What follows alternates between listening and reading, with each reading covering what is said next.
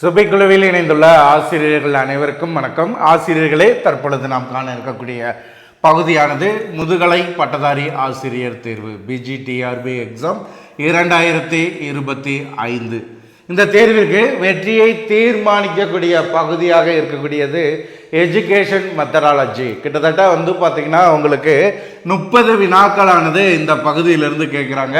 So இந்த 30 வினாக்களையும் முழுமையாக எதிர்நோக்கக்கூடிய அளவிற்கு நம்முடைய சுபைக்குழுவின் சார்பாக உங்களுக்கு பார்த்திங்கன்னா ஸ்டடி மெட்டீரியலானது கொடுக்கப்பட்டுள்ள புதிய பாடத்திட்டத்தை அடிப்படையாக கொண்டு எஜுகேஷன் மெத்தடாலஜிக்கு உங்களுக்கு பார்த்திங்கன்னா என்ன செஞ்சுருக்காங்க, நியூ சிலபஸ் கொடுத்துருக்காங்க. யூனிட்டு 1லேருந்து 10 வரைக்கும் 10 யூனிட்டு நியூ சிலபஸ் 30 வினாக்களுக்கு. அதே போல் ஜிகேக்கு 10 யூனிட் கொடுத்துருக்காங்க நியூ சிலபஸில். ஸோ இதற்கு நம்முடைய சுபைக்குழுவின் சார்பாக ஸ்டடி மெட்டீரியல் உங்களுக்கு கிரியேட் பண்ணி ஆசிரியர்களுக்கு ப்ரொவைட் பண்ணிட்டு இருக்கோம். ஸோ அந்த ஸ்டடி மெட்டீரியலை அடிப்படையாக வைத்து நம்ம என்ன செய்கிறோம், பயிற்சி வகுப்பானது உங்களுக்கு கொடுக்குறோம். ஸோ இந்த பயிற்சி வகுப்பை அடிப்படையாக வைத்து 41 தேர்வுகள் யூனிட் 10 வரைக்கும் டாபிக் வைஸாக உங்களுக்கு 41 தேர்வுகளும் 2000 வினாக்கள் பார்த்திங்கன்னா ஃபுல் மாடல் டெஸ்ட் ஆகும். நீங்கள் எஜுகேஷன் மெத்தடாலஜியில் முழு மதிப்பெண் பெறுவதற்கு வழிமுறையாக இதை நம்ம என்ன செய்கிறோம் உங்களுக்கு உருவாக்கியிருக்கோம். அதில் முதல் தேர்வை நம்ம முடிச்சிருக்கோம். இந்த வாரம் நாளை உங்களுக்கு 2வது தேர்வை நம்ம ஆரம்பிக்க போகிறோம். ஒரு யூனிட்டுக்கு பார்த்திங்கன்னா குறைந்தது 3 தேர்வுகள்ங்கிற கான்செப்டில் உங்களுக்கு இந்த தேர்வை நம்ம என்ன செய்கிறோம் உங்களுக்கு ப்ரொவைட் பண்ணுறோம். கிட்டத்தட்ட ஒரு 6100 வினாக்கள் இதை நீங்கள் எதிர்கொள்ளும் பொழுது இந்த பிஜிடிஆர்பி எக்ஸாமில் எஜுகேஷன் மெத்தடாலஜியை பற்றி கவலையே பட வேண்டியதில்லை. அதே மாதிரி இங்கே கொடுக்கக்கூடிய இந்த பயிற்சி வகுப்பையும் நீங்கள் முழுமையாக பயன்படுத்துகிற பட்சத்தில் உங்களுக்கு வினாக்கள் வெளியில் செல்வதற்கு வாய்ப்பு கிடையாது. அது மட்டும் இல்லாமல் நம்ம ஸ்டடி மெட்டீரியலில் உங்களுக்கு A to Z கிட்டத்தட்ட 3 தொகுதி உங்களுக்கு கொடுத்துருக்குறோம். ஸோ இந்த 3 தொகுதியை முழுமையாக உங்களால் படிக்க முடியலன்னா கூட அதை அப்படியே ரீட் பண்ணிடுங்க. என்ன தகவல் கொடுத்துருக்கோங்கிறத தெரிந்து கொள்வதற்கு 3 தொகுதியுமே ரீட் பண்ணிருங்க.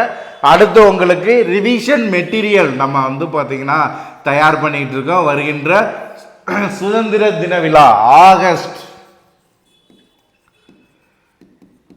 15, இந்த ஆகஸ்ட் 15லிருந்து இந்த ஸ்டடி மெட்டீரியல் வாங்கக்கூடிய ஆசிரியர்களுக்கு ரிவிஷன் மெட்டீரியல் பார்த்திங்கன்னா நம்ம ப்ரொவைட் பண்ணுறோம். அப்போ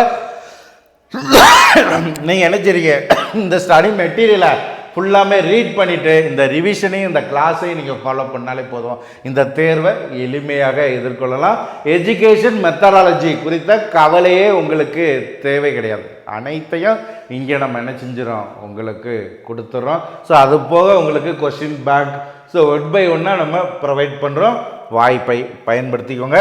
இன்றைய பயிற்சி வகுப்பில் இந்த எஜுகேஷன் மெத்தடாலஜி யூனிட் 1ல் இந்திய தேசிய கல்விக் கொள்கை நேஷனல் பாலிசி ஆன் எஜுகேஷன் அதை பார்க்க போகிறோம். 1986 படி உயர் தொழில்நுட்ப கல்வியை ஒழுங்குபடுத்துதல் மற்றும் மேம்படுத்துவதற்கென்று தனியே ஒரு அமைப்பானது உருவாக்கப்பட்டது. இந்த 1986 இந்த இந்திய தேசிய கல்விக் கொள்கையின்படி உயர் தொழில்நுட்ப கல்வியை ஒழுங்குபடுத்துவதற்காக என்ன செய்கிறாங்க, ஒரு அமைப்பை உருவாக்குறாங்க. அந்த அமைப்பின் பெயர் என்ன, அகில இந்திய தொழில்நுட்ப குழு.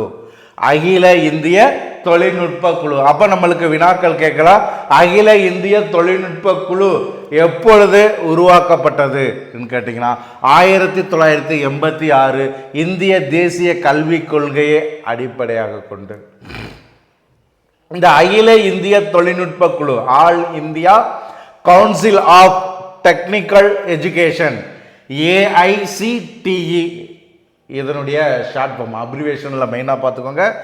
இந்திய பாராளுமன்ற சட்டத்தின்படி சரிங்களா இது உருவாக்கப்பட்டது. இந்திய பாராளுமன்றத்தின் சட்டத்தின்படி இது உருவாக்கப்பட்டது. ஸோ இந்த இயர் பார்த்திங்கன்னா உங்களுக்கு சரியாக இங்கே நம்ம பிரிண்டிங் மிஸ்டேக் இருக்குது. ஸோ அடுத்து உங்களுக்கு கிளாஸ் கொடுக்கும்போது இதை உங்களுக்கு நான் என்ன செஞ்சுறேன் கிளாரிஃபை பண்ணிடுறேன். ஸோ மெயினாக பார்த்திங்கன்னா அகில இந்திய தொழில்நுட்ப குழு வந்து பார்த்திங்கன்னா இந்திய பாராளுமன்ற சட்டத்தின்படி உருவாக்கப்பட்டது. இதை பரிந்துரை செய்தது வந்து பார்த்திங்கன்னா தேசிய கல்விக் கொள்கை. அதை மெயினாக பார்த்துக்கோங்க.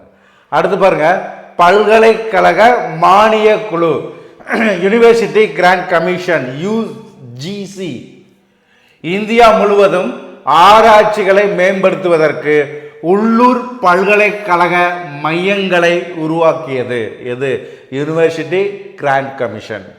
எடுத்துக்காட்டாக அணு ஆராய்ச்சி மையம், ஜவஹர்லால் நேரு பல்கலைக்கழகம், புதுடெல்லி, இதெல்லாம் வந்து பார்த்தீங்கன்னா யுஜிசியால் உருவாக்கப்பட்டது.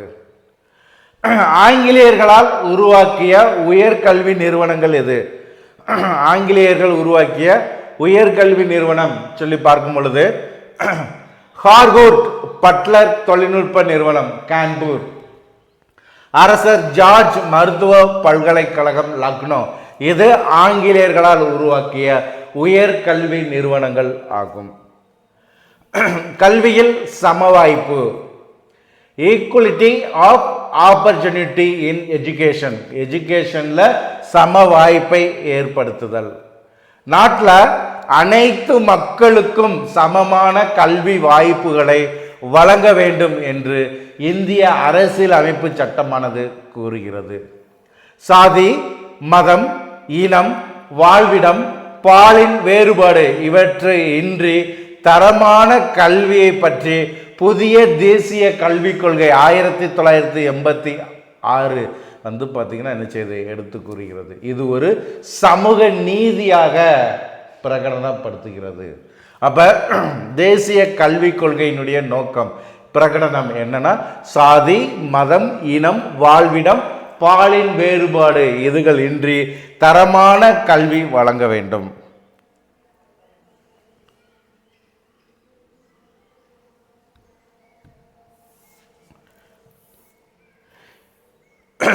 இந்திய அரசியலமைப்பு சட்டத்தினுடைய முகப்புரையில அனைவரும் சமம் மற்றும் அனைவருக்கும் சம வாய்ப்பு என்பது இந்திய அரசியலமைப்பு சட்டத்தில் எங்க கூறப்படுகிறதுனா முகப்புரையில் கூறப்படுகிறது. கல்வியில் சம வாய்ப்பு ஏற்படுத்துவதே 5 திட்டங்களினுடைய மிக முக்கிய குறிக்கோளாக செயல்படுத்தப்பட்டது. இந்த தேசிய கல்விக் கொள்கை நேஷனல் பாலிசி ஆன் எஜுகேஷன் 1986 சமத்துவமின்மை மற்றும் கல்வியில் சம வாய்ப்பினை ஆகியவற்றை களைவதில் சிறப்பு கவனம் செலுத்துவது எதுனா தேசிய கல்விக் கொள்கை. அப்ப இந்த கல்வியில் சம வாய்ப்புகளை வழங்குவதில் உள்ள சிக்கல்கள் என்ன? ஒன்று, குடும்பத்தின் பொருளாதார வேறுபாடு நிலை, குடும்பத்தில் இருக்கக்கூடிய பொருளாதார வேறுபாடு நிலை. 2, பாலின வேறுபாடுகள், 3, மாநிலங்களுக்கு இடையே இருக்கக்கூடிய ஏற்றத்தாழ்வுகள். 4, உடலியல் வேறுபாடுகள். 5, வீட்டு சூழ்நிலைகளின் வேறுபாடு, பின்தங்கிய மற்றும் முன்னேற்றம் அடைந்த வகுப்புகளுக்கு இடையிலான ஏற்றத்தாழ்வு. 6வது. 7வது, போதுமான வாய்ப்புகள் இல்லாதது. 8, மன வேறுபாடு. ஸோ இது ஃபுல்லாமே வந்து பார்த்தீங்கன்னா கல்வியில் ஏற்றத்தாழ்வுகள், சம வாய்ப்புகள் கிடைக்காததற்கான காரணங்களாக இங்கே என்ன செஞ்சிருக்காங்க, கொடுத்திருக்கிறாங்க. அடுத்து பாருங்க, இந்த கல்வியில் சம வாய்ப்பை உறுதிப்படுத்துவதற்கான அரசியலமைப்பு சட்டத்தினுடைய ஏற்பாடுகள் என்ன பார்த்தீங்கன்னா, இலவச மற்றும் கட்டாய கல்வி, ஃப்ரீ அண்ட் கம்பல்சரி எஜுகேஷன், இலவச மற்றும் கட்டாய கல்வி என்பது அரசியலமைப்பு சட்டத்தில் ஏற்படுத்தப்பட்டுள்ளது. இந்திய அரசியலமைப்பு சட்டம் பிரிவு ஆர்டிகிள் 21A படி கல்வி என்பது ஒருவருக்கு அடிப்படை உரிமை, ஃபண்டமெண்டல் ரைட்ஸ் ஆக உருவாக்கப்பட்டுள்ளது. இந்திய அரசியலமைப்பு சட்டத்தில் என்ன செய்றாங்க, கல்வி அடிப்படை உரிமையாக உருவாக்கப்பட்டுள்ளது. இந்திய அரசியலமைப்பினுடைய வழிகாட்டும் நெறிமுறைகள் மற்றும் அடிப்படை கடமைகள் ஃபண்டமெண்டல் டியூட்டிஸ் கூற்றிற்கேற்ப அனைத்து குழந்தைகளுக்கும் உலகளாவிய இலவச மற்றும் கட்டாய கல்வியை வழங்கிட வழிவகை செய்திடல் வேண்டும். ஸோ அப்போ பார்த்தீங்கன்னா அடிப்படை உரிமைங்கிறது மட்டும் இல்லாமல் அடிப்படை கடமை எல்லாத்துலேயுமே கல்வியை பார்த்தீங்கன்னா என்ன செஞ்சுருக்காங்க, இணைத்திருக்கிறாங்க. சிறுபான்மையினர் கல்வி ஆர்டிகிள் 30 சிறுபான்மையினர் கல்வி நிறுவனங்களை நிறுவவும் அதை நிர்வகிக்கவும் உரிமை உண்டு என்று கூறக்கூடிய இந்திய அரசியலமைப்பு சட்ட பிரிவு என்ன சொல்லி கேட்டாங்கன்னா ஆர்டிகிள் 30. மொழியியல் சிறுபான்மையினருக்கு பாதுகாப்பு அதில் பாருங்க ஆர்டிகிள் 29 அதில் 1 மொழியியல் சிறுபான்மையினருக்கு பாதுகாப்பு வழங்குதலை குறித்து கூறக்கூடிய ஆர்டிகிள் இது. அடுத்து கல்வியில் பின்தங்கியவர்கள் இந்திய அரசியலமைப்பின் பல்வேறு பிரிவுகள் சமுதாயத்தில் பின்தங்கியவர்களின் கல்வி நலனை பாதுகாக்கிறது. குறிப்பாக எஸ்சி எஸ்டி இவர்களுக்கு இந்திய அரசியலமைப்பினுடைய பல்வேறு பிரிவுகள் அவர்களுக்கு கல்வி நலனை பாதுகாக்கிறது. மதச்சார்பற்ற கல்வி இந்திய அரசியலமைப்பின்படி சிறுபான்மையினர் மதம் மற்றும் மொழியின் அடிப்படையில் தங்க விருப்பப்படி கல்வி நிறுவனங்களை நிறுவ முழு உரிமை உண்டு. இதெல்லாம் அரசியலமைப்பு சட்டம் ஏற்படுத்தியிருக்கக்கூடிய வழிமுறைகள். அடுத்து பாருங்க கல்வி நிறுவனங்களில் சமவாய்ப்பு கல்வி நிறுவனங்களில் சமவாய்ப்பு ஆர்டிகிள் 29(1) கல்வி நிறுவனங்கள் மதம், இனம், சாதி, மொழி அல்லது வேறு எந்த பாகுபாடு இல்லாமல் சமமான கல்வி வாய்ப்புகளை வழங்க வேண்டும். அதை கூறக்கூடிய அரசியலமைப்பு சட்ட சரத்து எதுன்னு கேட்டாங்கன்னா 29(1). அடுத்து டைப்ஸ் ஆஃப் எஜுகேஷன் கல்வியினுடைய வகைகள் என்ன, ஏற்கனவே நம்ம பார்த்ததுதான். முறைசார் கல்வி ஃபர்ஸ்ட் ஸ்டெப்பே பார்த்தீங்கன்னா முறைசார் கல்வி. ஒன்று பார்த்தீங்கன்னா முறைசார் கல்வி, இரண்டாவது பார்த்தீங்கன்னா முறைசாரா கல்வி.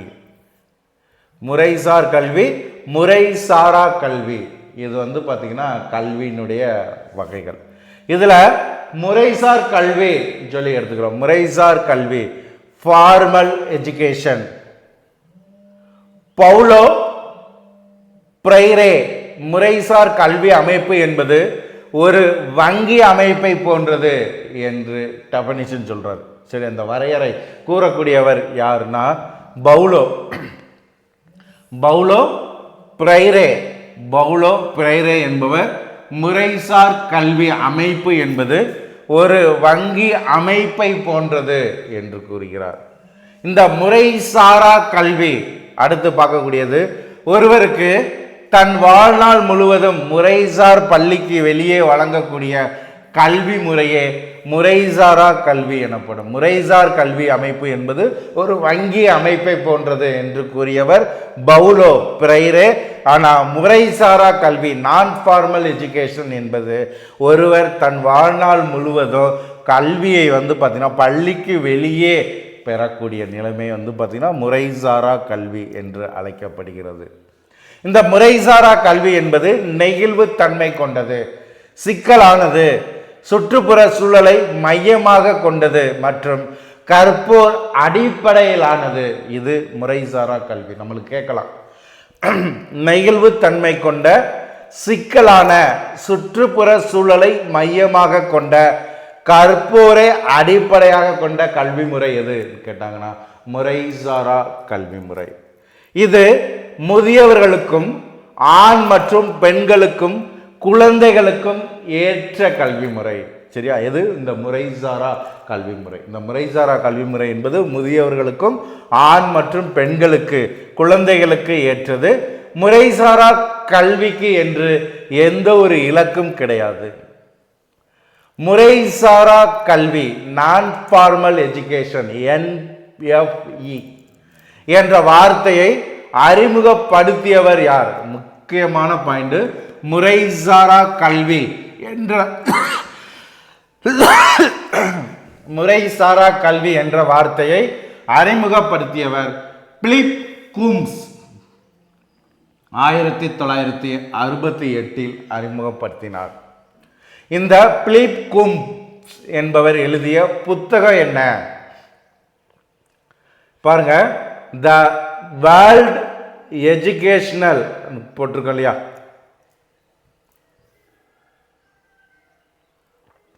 பிலிப் கூம்ஸ் அவர் எழுதிய புத்தகமானது the world educational crisis a systems approach. இவர் எழுதிய புத்தகம் முறையான பள்ளிகள் மற்றும் கல்லூரிகளில் இருப்பதை போன்ற விதிகள் மற்றும் ஒழுங்குமுறைகளானது இந்த முறைசாரா கல்வியில இல்லை. கல்வித்துறை 1980 இருந்து வறுமை மற்றும் பிற காரணங்களால் முறையான கல்வியை பயில முடியாத 6 முதல் 14 வயது வரை உள்ள குழந்தைகளுக்கு முறைசாரா கல்வியை வழங்குகிறது. அப்ப இந்த முறைசாரா கல்வியை கல்வித்துறை எப்ப இருந்து வழங்குகிறதுனா 1980 இருந்து வழங்குகிறது. என்ன காரணங்களுக்கு இந்த முறைசாரா கல்வி முறையானது வழங்கப்படுகிறதுனா வறுமை இருக்கணும் மற்றும் பிற காரணங்களால் பள்ளி படிப்பை தொடங்க முடியாத 6 முதல் 14 வயது வரை உள்ள குழந்தைகளுக்கு இந்த முறைசாரா கல்வி வழங்கப்படுகிறது. இந்த முறைசாரா கல்வியினுடைய திட்டங்கள் என்ன? ஒன்று, ஆன்லைன்ல இலவச படிப்புகள் திட்டங்கள். ஆன்லைன் இலவச படிப்புகள் திட்டங்கள். இந்த ஆன்லைன்ல கொடுக்கக்கூடிய இலவச படிப்புகள் அதே மாதிரி திட்டங்கள்ல நம்ம பார்க்கக்கூடியது வந்து பார்த்தீங்கன்னா ஆஷா திட்டம், ஆஷா ப்ராஜெக்ட் இந்தியாவில் இருக்கக்கூடியது ஆஷா திட்டம். சமுதாய அபிவிருத்திக்கான பல்நோக்கு சமூக தொலைத்தொடர்பு மையம் இலங்கை. NFEயின் மத்திய நிறுவனங்கள் என்ன? NFEயின் மத்திய நிறுவனங்கள் பார்க்கும்போது தேசிய கல்வி ஆராய்ச்சி மற்றும் பயிற்சி நிறுவனம் NCERT, தேசிய கல்வி ஆராய்ச்சி மற்றும் பயிற்சி நிறுவனம்.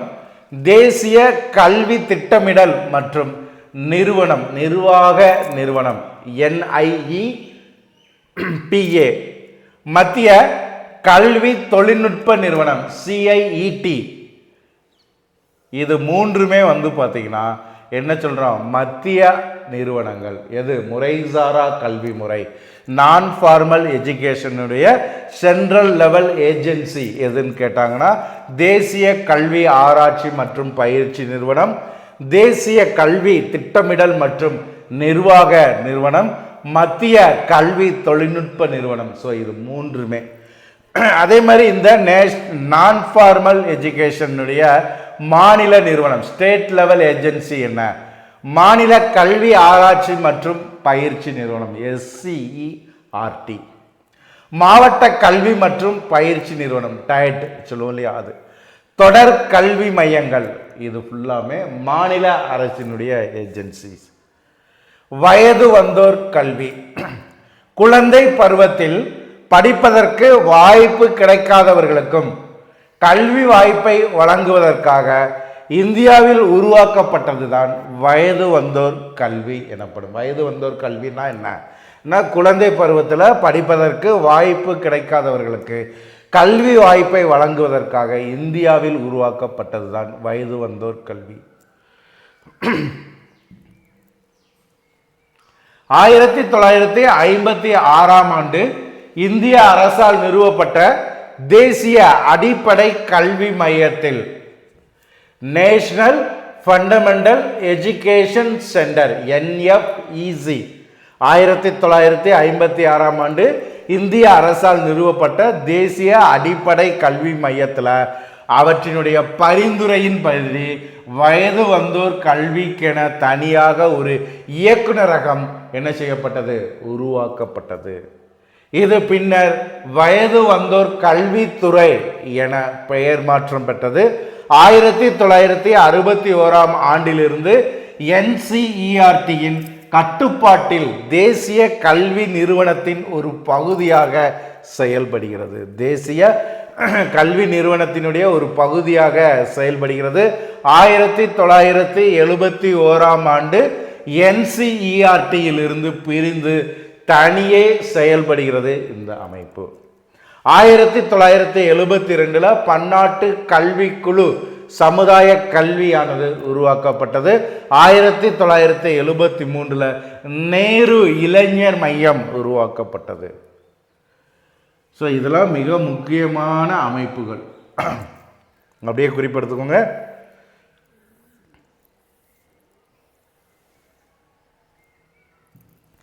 ஆயிரத்தி 1975 பெண்களுக்கான முறைசாரா கல்வி. 1979 80களில் தமிழ்நாடு அரசு நிதி உதவியுடன் மாநில வயது வந்தோர் கல்வி திட்டமானது தொடங்கப்பட்டது. தமிழக அரசினுடைய நிதி உதவியுடன் மாநில வயது வந்தோர் கல்வி திட்டம் தொடங்கப்பட்ட ஆண்டு 1979 80. வயது வந்தோருக்கான கல்வி திட்டம் தொடங்கப்பட்ட நாள் கேட்டாங்கன்னா 2/10/1978. NAEP இவற்றினுடைய நோக்கம் என்ன? 15 முதல் 35 வயது வரை கல்வி அறிவு இல்லாதவர்களுக்கு கல்வி அறிவு வழங்குதல். ஸோ இதனுடைய முக்கிய நோக்கமானது 15 முதல் 35 வயது வரை கல்வி அறிவு இல்லாதவர்களுக்கு கல்வி அறிவை வழங்குதல். 1990 அறிவொளி இயக்கம் நாடெங்கும் தொடங்கப்பட்டது. 1990ஆம் ஆண்டு அறிவொளி இயக்கம் ஆபரேஷன் இங்கிலீஷ்மெண்ட் நாடெங்கும் தொடங்கப்பட்ட ஆண்டு என்னன்னா 1990. இந்த அறிவொளி இயக்க திட்டத்தின்படி மத்திய மாநில அரசுகள், யூனியன் பிரதேசங்கள், தன்னார்வ நிறுவனங்கள், பல்கலைக்கழகங்கள், கல்லூரிகள் மற்றும் இளைஞர் மையங்கள் ஆகியவற்றின் ஒருங்கிணைந்த முயற்சியாக செயல்படுத்தப்பட்டது. அதே மாதிரி 1986 செயலறிவு கல்வி உருவாக்கப்பட்டது. எழுத்தறிவு பெற்ற மக்களுக்கு தொடர் கல்வியானது வழங்குவது இதனுடைய நோக்கமாக உருவாக்கப்பட்டது. அடுத்து வயது வந்தோரியல் நோவல்ஸ் 1977 வயது வந்தோர் கல்வி 15 வகையான செயல்களை கொண்டதாக உருவாக்கப்பட்டது. 1948 வயது வந்தோர் கல்வியை சமூக கல்வி என்று மாற்றம் பெற்றது. எப்ப? 1948 இந்த வயது வந்தோர் கல்வி சமூக கல்வி என்று பெயர் மாற்றம் பெற்றது. இவை பகுதி நேர கல்வியாக வழங்கப்படுகிறது. அபுகலாம் ஆசாத் சுதந்திர இந்தியாவினுடைய முதல் கல்வி அமைச்சர். ஸோ இவர் வயது வந்தோர் கல்வியை ஆதரித்தார். 1859 கிராமப்புற எழுத்தறிவு இயக்கம் மகாராஷ்டிரா உருவாக்கப்பட்டது. 1988 தேசிய கல்வி அறிவு இயக்கம் எழுத்தறிவு இயக்கம் ஸோ இந்த காலகட்டங்களில் உருவாக்கப்பட்டது.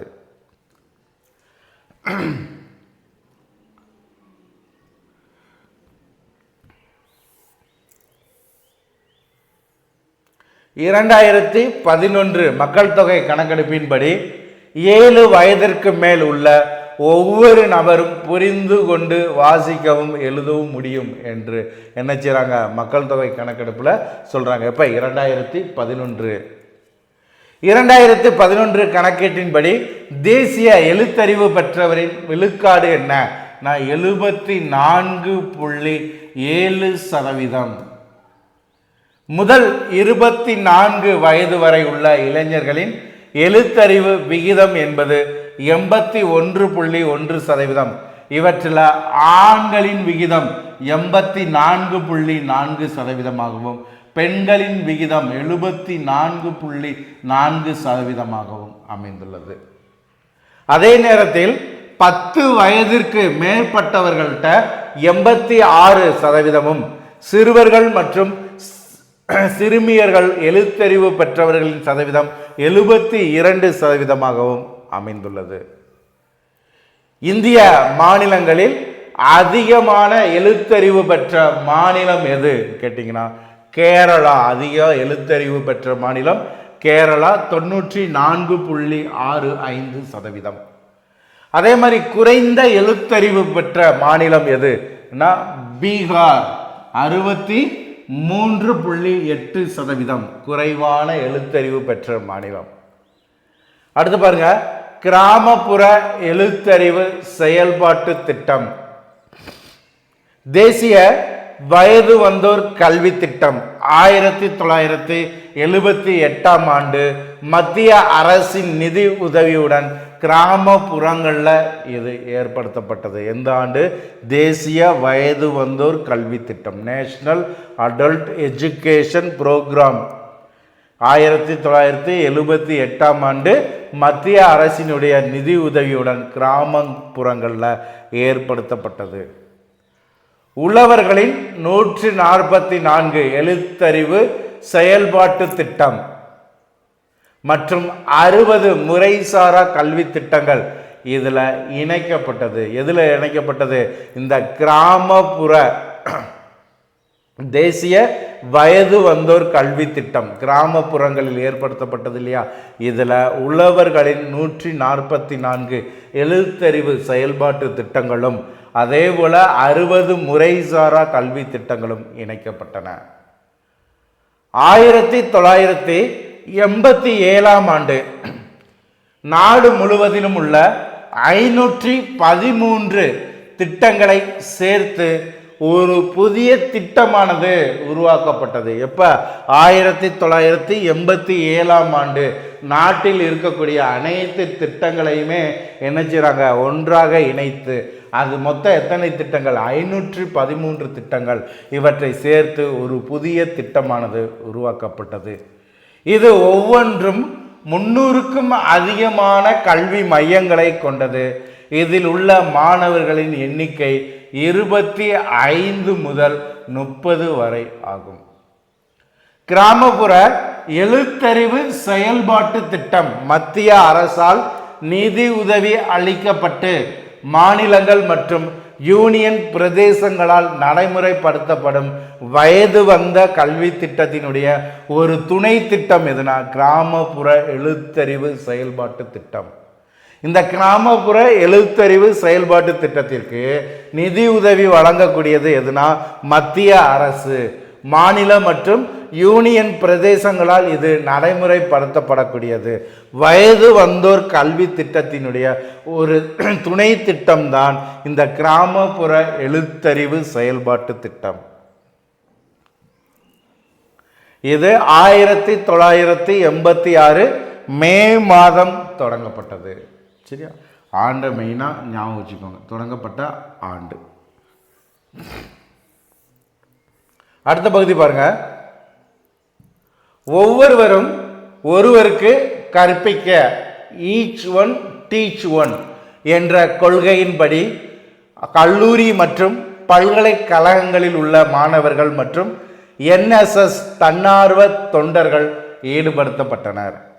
பெருவாரியான மக்கள் கல்வி செயல்பாட்டு திட்டம். அடுத்து பார்த்தீங்கன்னா பெருவாரியான மக்கள் கல்வி செயல்பாட்டு திட்டம், mass programme of fundamental literacy 1986.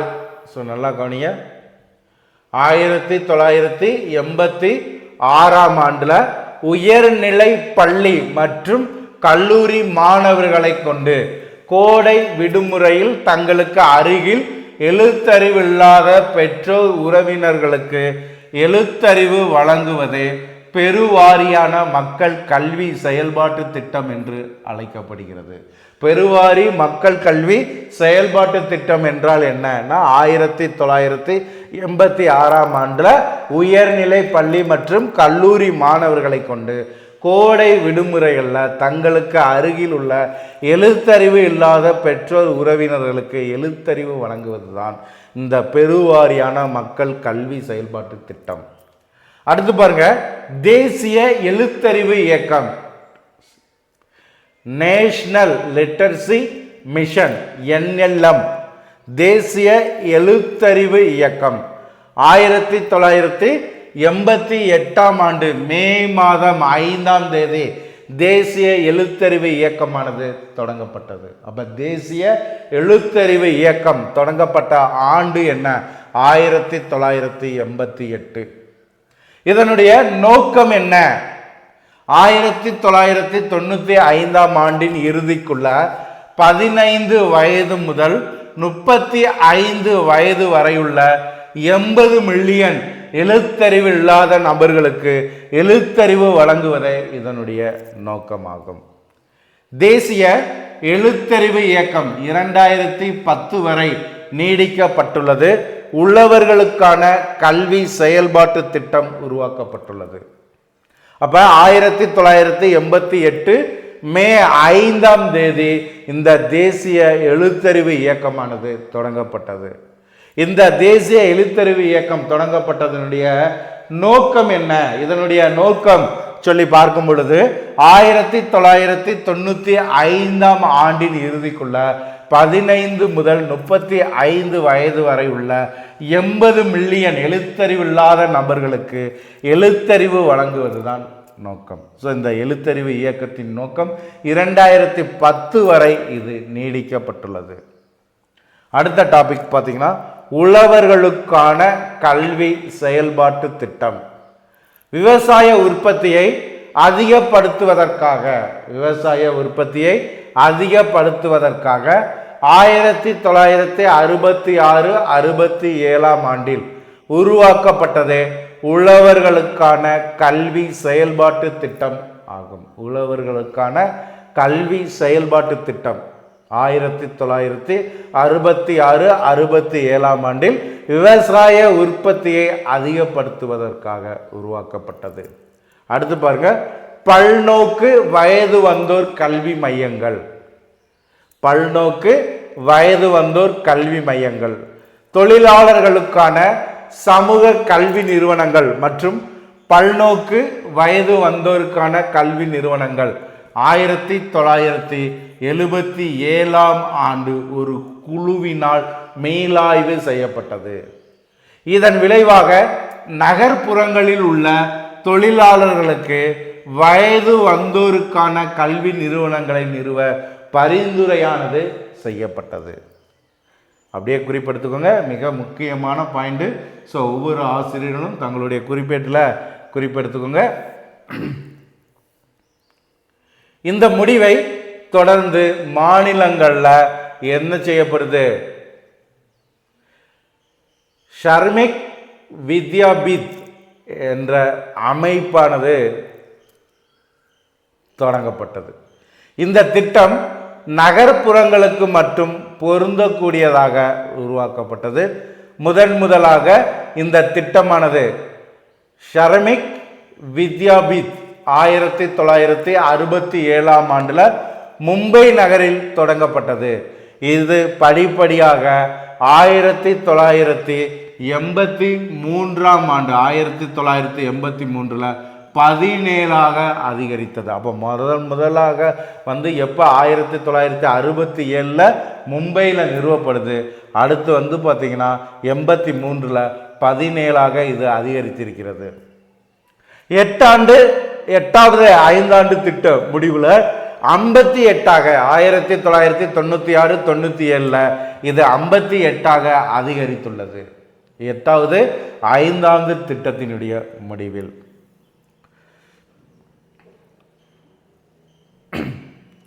இந்த அமைப்பு பின்னர் ஜன சிக்ஷன் சந்தன் என்று JSS, அடுத்து பாருங்க இன்ஸ்டிடியூட் ஆஃப் பீப்புள் எஜுகேஷன் மக்களுக்கான கல்வி நிறுவனம் என்று பெயர் மாற்றப்படுகிறது. சரியா? அது பெயர் மாற்றத்தினுடைய முறையை பார்த்துக்கோங்க. இந்த நிறுவனங்கள் நாட்டில் வயது வந்தோருக்கான சிறந்த தொழிற்கல்வி நிறுவனங்களில் ஒன்றாக செயல்படுகிறது. மொத்த எழுத்தறிவு பிரச்சாரம் 1989-90 டோட்டல் லிட்டரசி கேம்பேஜ் கேம்பேஜ். டோட்டல் லிட்டரசி கேம்பேஜ் 1989-90 மொத்த எழுத்தறிவு பிரச்சாரம். இந்த புதிய அணுகுமுறையால் இந்தியாவில் உள்ள மாவட்டங்களில் 3/2 பங்கு மாவட்டங்கள் 5 ஆண்டுக்குள் மொத்த எழுத்தறிவு நிலையை அடையும் என்ற இலக்கோடு உருவாக்கப்பட்டதுதான் இந்த மொத்த எழுத்தறிவு பிரச்சாரம். இந்தியாவில் உள்ள மொத்த மாவட்டங்களில் 3/2 பங்கு மாவட்டங்கள் 5 ஆண்டுகளில் மொத்த எழுத்தறிவு நிலையை அடையும் சொல்லி கொடுத்துருக்காங்க. ஸோ இன்றைய பகுதியை ஒவ்வொரு ஆசிரியரும் குறிப்பெடுத்துக்கோங்க. இது போன்ற பயனுள்ள தகவல்களை ஒவ்வொரு நாளும் பெற்றிட சுபிக்குழுவோடு இணைந்திருங்கள். நன்றி நண்பர்களே.